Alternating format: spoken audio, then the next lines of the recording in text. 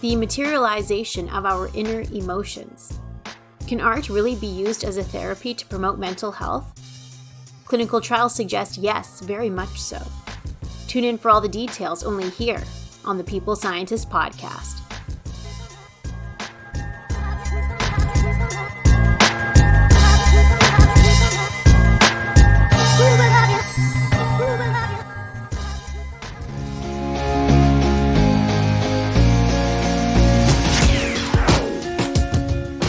You are listening to The People Scientist, the podcast dedicated to helping us optimize our health with the latest scientific findings on neuroscience, physiology, and nutrition. I, your host, Dr. Stephanie Caligiuri, a nutritionist, physiologist, and neuroscientist, will be here with you every single week, bringing us information to ignite our thinking, to help us be one step closer to the healthiest we can be.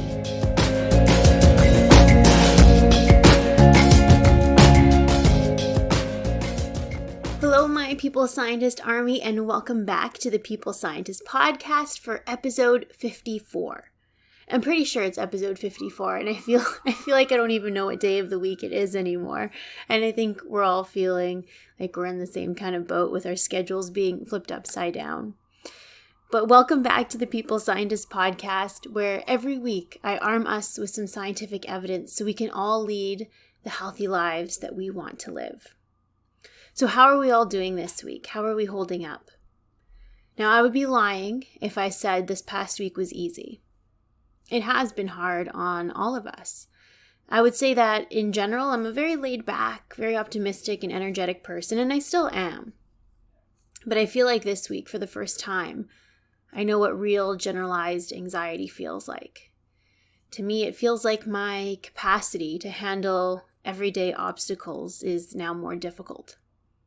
It has been tough on me, but I am okay, and thank you to all of you that have been reaching out to ask how things are going with me and everything going on in New York City. And a lot of people have been asking how I've been coping with the stress. And I'm trying to keep myself very physically active. And normally I walk for an hour every day. I usually dance several times a week, and which for me, dance is generally my energy output and my favorite pastime, as I spoke about in last week's episode. And even though I'm limited now in my ability to do that, I'm trying my best to still dance and exercise in my very small apartment so that I can keep with a routine, to keep feeling healthy and motivated. It's just all about adapting to our new circumstances. I'm also having a lot of Skype and FaceTime dates with people to keep connected and to keep the laughs going. And I know a lot of people are doing that. And I think that's a wonderful thing about our technology now and to keep us feeling connected.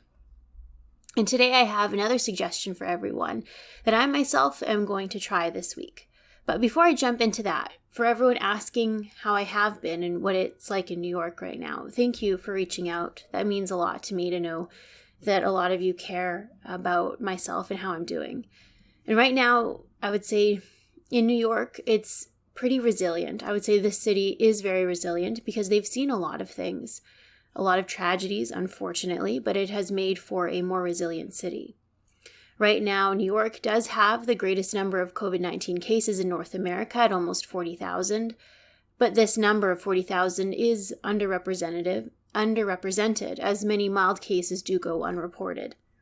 We are currently in lockdown here, and the hospital that I work at, Mount Sinai, which is the largest hospital system in New York City, is ramping up to deal with the number of cases in the days to come. For example, a Navy hospital ship was deployed to Manhattan this week, which has about 1,000 beds. That is supposed to care for people that do not have COVID-19, so for other patients with other ailments. We are also turning our convention center, the Javits Center, into a quarantine unit to also increase capacity. And there is redeployment of us within the hospital system to assist with COVID-19 and to help with the increased demand on the hospital system. So during this time, I think feelings of anxiety are completely normal. But what is most important to remember are our strategies of resilience and healthy coping. Unfortunately, at times like this, some people might turn to unhealthy coping, such as increasing alcohol intake, but we need to remember our healthy coping strategies. I myself am having to pull from these strategies that I've done episodes on before to keep healthy and strong. For example, the past couple of weeks I spoke of how video games and dance can have a positive impact on our mood, our ability to stay socially interacting and connecting, and can also enhance our cognition. I really enjoyed the dance challenge that I put out to all of us last week. Thank you for sending me your dance videos, and thank you for keeping me motivated to try that dance challenge. Your videos definitely put a smile on my face and made my day. And I will likely post my version of the dance challenge this week on social media to share with all of you as well. If you missed out on the dance challenge and still want to try it, I will post the dance tutorial link from YouTube in the description box below. It is never too late to be a part of that dance challenge, so give it a try if you want. So for this week, I wanted to keep in line with the theme as of late and speak about something positive that we can do for our mental health while we are spending more time at home than usual. So I chose today to talk about art as a therapy. In many different contexts, art can be added as a beneficial pastime that may have great benefit on mood and behavior. I was really surprised to see how extensive of a benefit art therapy can have. In the last several years, I've personally not done any art. I would not categorize myself as an artistic person. But based on what I share with you today, I think I will try some art this week as a way to remain healthy and resilient. If you want to try to do some art this week with me, I'd love to hear about it or see what you did. So as we always do, let's start off with some core takeaways.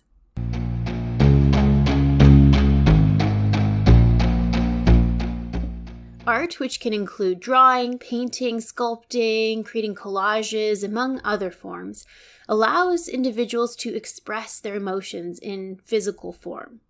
Now, the ability to do this may allow individuals to recognize their feelings, to challenge their feelings, and to cope with them. Art may also challenge sensory motor skills and could have benefits to cognition, which could be of great benefit to particularly older adults. As a result, clinical studies illustrate art as a therapy for those exhibiting anxiety or post-traumatic stress disorder can be of benefit to decrease negative emotions. Art therapy may enhance cognition in older adults as well. Now, beyond making or creating art, observing art in itself can be of benefit to our mood. Often what makes visualizing art powerful to us is when an artist can create a piece that portrays our inner emotions and us being able to relate to that. Visualizing our inner emotions in a physical space has the potential to be very therapeutic. This whole topic is called neuroaesthetics. Studies illustrate that certain brain regions are involved in visualizing beautiful art. These brain regions regulate emotions, reward, and motivation.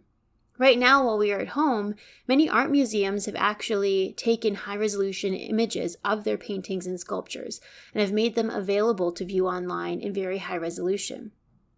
So if you wish to see some of these pieces in the art museums, I will post the links to these images in the description box below. Throughout this episode, I will also give suggestions on some art that we can do while we are at home. Now, let's jump into the details.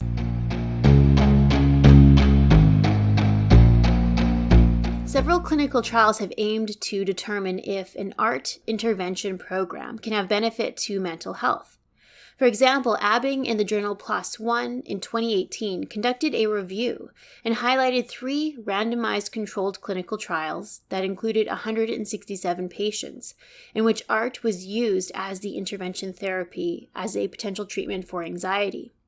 The participants included 3 different populations: students with post-traumatic stress disorder, students with exam anxiety, and prisoners that were about to be released from prison that had feelings of anxiety in regard to this.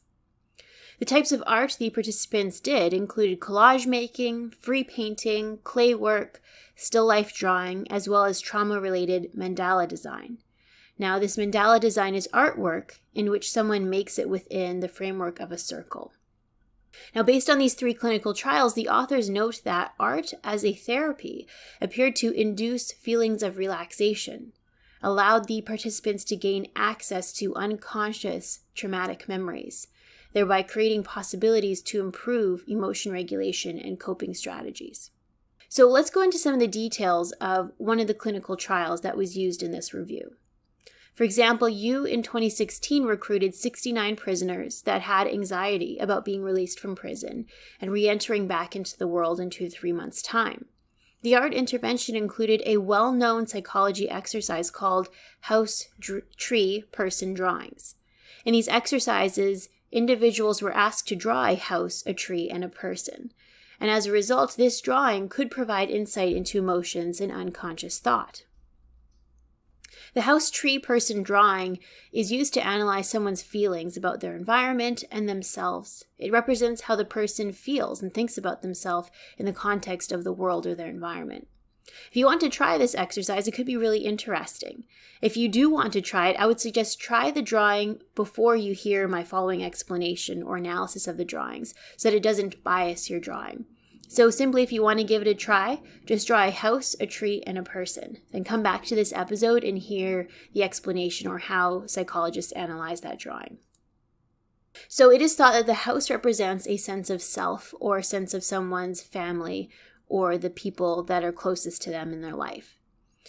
So the psychiatrist or the psychologist will ask the question, is the house large or small? Are the lines faint or strong? If the house is small with faint lines, it can potentially represent low self-esteem, lack of community support, or depression. A large house with strong lines can represent a large ego, or holding oneself in high regard, or having a large group of people in their life. They ask, are there windows, are there doors? If there are no windows or doors, it could mean the individual feels closed off from the rest of the world. Or is it the opposite? Are there an abundance of windows and doors? This could mean someone feels that they need more interaction, more belonging, and are more open to that. Is there a really long sidewalk? Are there shades, shutters, bars, or curtains on the windows? This could mean an unwillingness to reveal a lot about oneself. Now onto the tree. The tree represents an individual's ego, their self, their personality. The branches on the tree represent the way the individual reaches out to the world.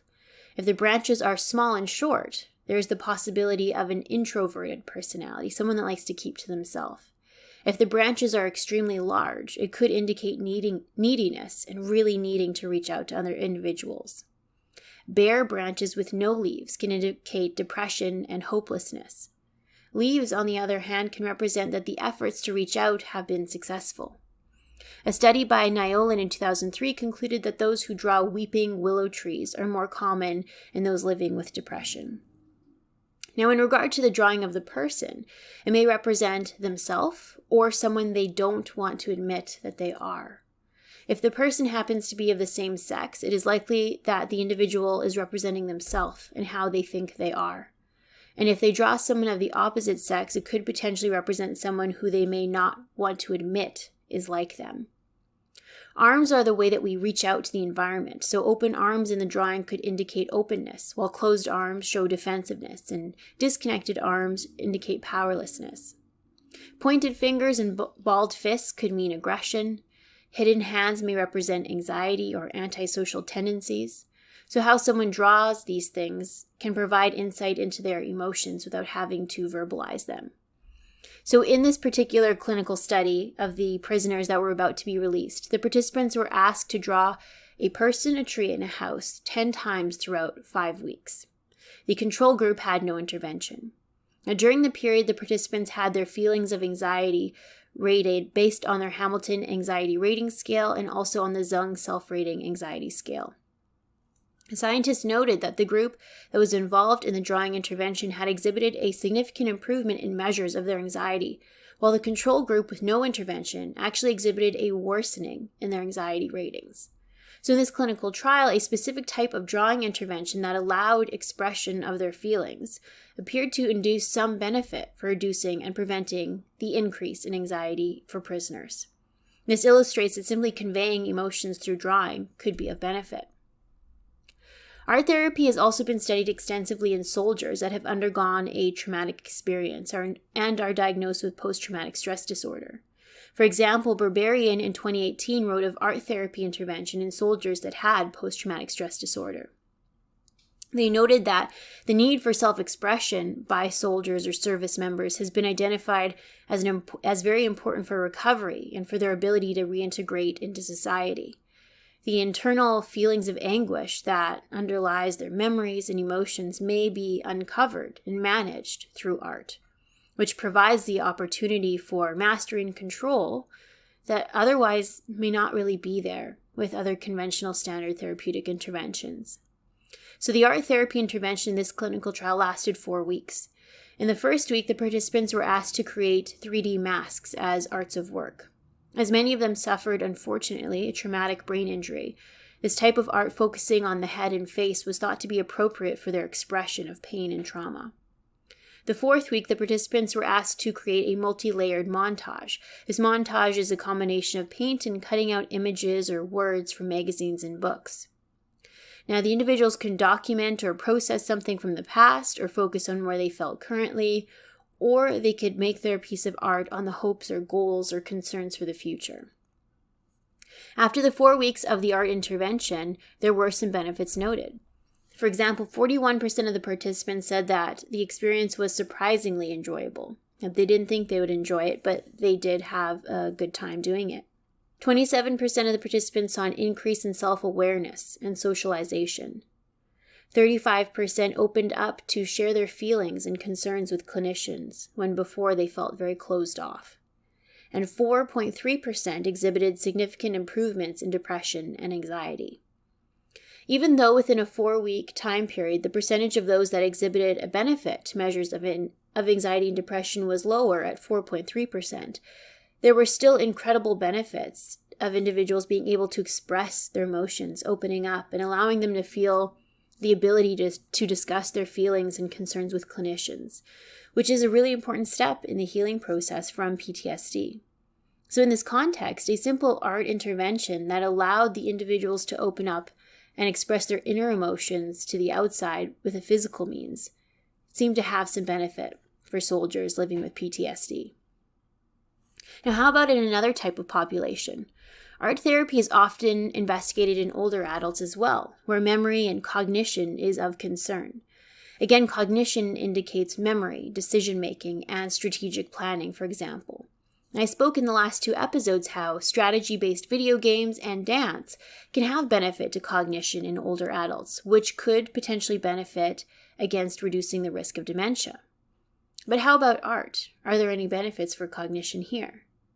Well, a study by Cantu in 2017 recruited 162 older adults to determine if a creative program involving painting, drawing, writing, and mixed media could have benefit to cognition and mental health. The program was 2 hours a week for 12 weeks. The scientists analyzed the outcomes of the study qualitatively by asking the participants to write about their experience in the program and how it impacted them. The individuals reported themes of being challenged, their ability to learn new techniques, and being proud of the fact that they were able to learn new techniques. They reported being able to focus more effectively, feeling more calm as a result of the art program, that they enjoyed more social interaction, and they felt very happy with their accomplishments and their piece of artwork by the end of it. So there clearly were some great benefits involved in an art program in older adults. So taking these clinical trials together, looking at different populations of individuals, it appears that art, whether it be drawing, painting, creating a collage, or writing, are all a form of physical expression of our emotions that we may not be able to express otherwise. There appears to be great therapeutic potential in that. The other realm of art that I wanted to touch upon was not necessarily creating art, but observing art, and how that may also be therapeutic and rewarding to us. Many people find great joy in observing art pieces. But why?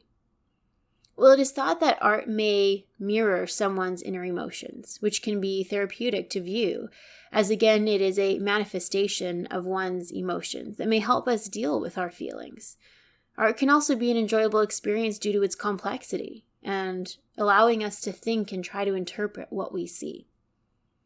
Third, art can also just be innately rewarding and can activate particular brain regions involved in pleasure and emotion. For example, in the journal Neuroimage in 2011, the scientists reported that relative to non-art images, art images activated brain reward regions such as the ventral striatum, the hypothalamus, and the orbital frontal cortex. Recruitment of these brain regions can be involved in the pleasure observed with art. But what is it exactly that makes art appealing to us? Well, for starters, it could be the colors.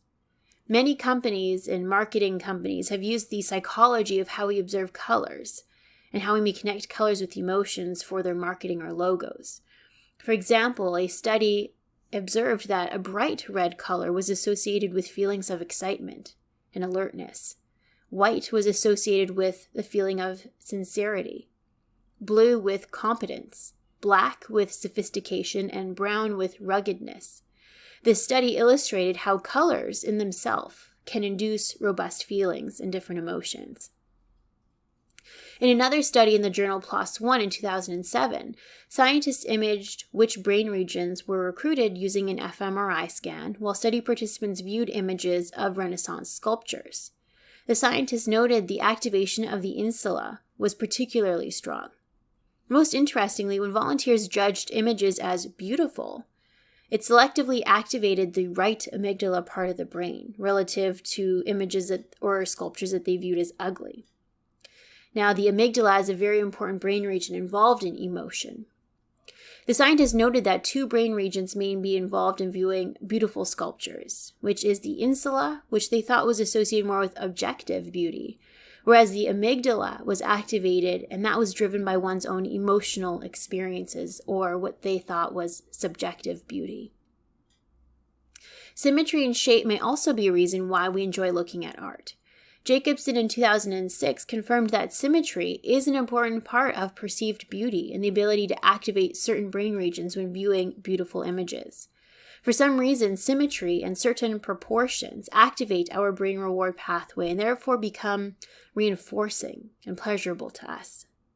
It is not really known why symmetry specifically is so rewarding to us, but it is thought to be related to a feeling of balance, normalcy, and health. It could also be related to an indication of fertility if viewing symmetry in an individual. For example, one study in Platek in 2010 had recruited a bunch of men viewing images of women's bodies, and at the same time they were doing an fMRI scan of their brain. And the study had indicated that when the men viewed a woman with a waist-to-hip ratio of around 0.7, that it most strongly activated their brain reward pathway, more significantly than viewing images of a woman with a lower or higher waist-to-hip ratio. Similarly, women rate a higher shoulder-to-hip ratio in men as more attractive as well. So certain proportions and certain shapes may also just be innately rewarding for us to view. So many things can contribute to us enjoying viewing art, such as appreciation of effort, making us think about the complexity and what it represents. It can also be enjoyable to us because we can visualize our emotions onto a physical canvas. Or simply, the art may just be innately rewarding because of the color, shape, and interpretation of beauty and attractiveness. So that is a wrap, my people scientist army. In today's episode, I shared some scientific evidence on how creating art can allow our ability to physically express our emotions. Clinical trials show that an art intervention may reduce measures of anxiety, can increase our sharing or talking about our emotions, and may induce feelings of feeling calm, and may challenge and enhance our mental capabilities, such as learning a new technique. So if you ever feel like you have negative emotions and need an outlet to express them, art may be a very effective means by which to express yourself and your thoughts and your feelings without having to directly talk about them. Sometimes creating a physical form of our inner emotions can be very therapeutic. Observing art in itself may also be enjoyable because we may be able to relate to the art piece, and it can entice emotions based on previous experiences. Or the art can also be innately rewarding based on color, shape, complexity, or proportions. So while you're at home, if you want to try some art, sketching, painting, collages, I think these are all great things to try. I know some friends of mine are doing paint by numbers, which is an easy way to paint a beautiful image as a very nice calming pastime. But you can also feel free to sketch whatever your emotions might be to reflect your inner emotions into a physical form. If you want to observe some art from some famous art museums, I will link the live access high-resolution images that some art museums have just put up as a result of this quarantine, so you can all take a look at it if that's something that you would enjoy. So I hope you all have a wonderful week, and I wish all of you some happiness, strength, and resilience in the week to come. If you're doing any art this week, then please share it with me, as I would love to see it. I myself am not much of an artist. I will try to attempt some sketching this week and share with all of you on my social media what I wind up making. It might be very bad, but you know what? I will probably enjoy making it anyway, and that's what counts the most, right? Perhaps I'll even post a challenge on my social media where we can all try to draw something similar or share a piece that we decided to create based on our own inner emotions. And if we share that with each other, that could be something really nice to do as well. If you have an idea for an art challenge, I'd love to hear it as well. So I will meet you back here, the same time and the same place, my People Scientist Army, only here on the People Scientist Podcast. Bye for now. I am a scientist simply sharing scientific evidence. Some of the clinical interventions I discuss are not appropriate for everyone. Before making any changes to your diet or lifestyle, please do consult the advice of your physician or dietitian. My opinions expressed here do not necessarily reflect those of Mount Sinai Hospital and its affiliates.